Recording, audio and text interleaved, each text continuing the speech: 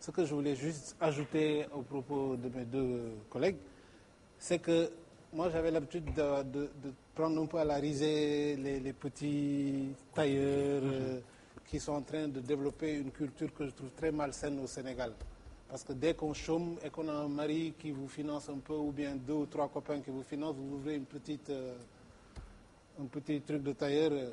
Mais quand j'ai vu le projet de M. Sen, vraiment, ça a complètement changé ma vision même de cette histoire de la mode. Parce que c'est un projet intégrateur, c'est un projet systémique et c'est un projet de vie. Moi, j'aurais aimé que démonstration bobu qu'on avait pu avoir, nous on fait. Donc, ce que je ne comprends pas, c'est que normalement projet B, warlo si sort le ça état. Parce que c'est un projet qui doit se vendre tout seul. Képp ku si dugg war na mën a tirer son intérêt. Moo tax lan laa bëggoon laaj mais naka nga envisager def montage bi parce qu'il faut parler concrètement. Je me dis est-ce qu'il ne faudrait pas faire un montage et établir un contrat cadre. Un contrat cadre dans lequel tous les intervenants dans ce projet vont pouvoir se donner des engagements. Et le premier engagement à avoir, c'est les débouchés. Parce que le projet est ambitieux. Vous voulez faire 8500 emplois, vous voulez exporter 85% de la production à l'export.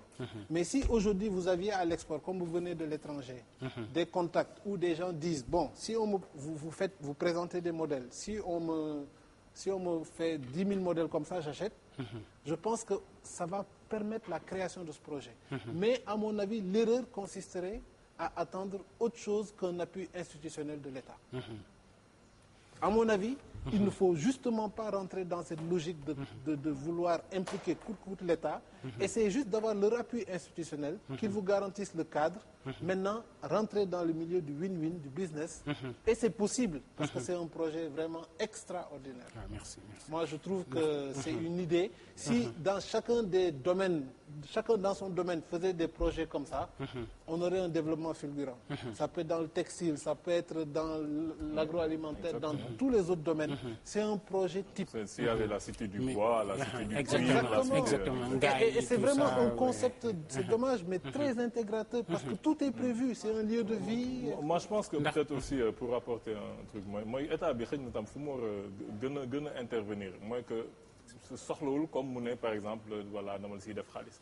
Mais imagine État bi ne léegi lépp lu ñuy sol ñun en commençant par ñun. ministres yi gouvernement bi nañ koy jëndee fii. yow li nga sol yow costume la. ñu ko bëgg sol yëfu tubaab yow yaa ko ñëw. costume cravate bi yëpp. même cravate bi même chemise bi yëpp yaa ko ñëw. donc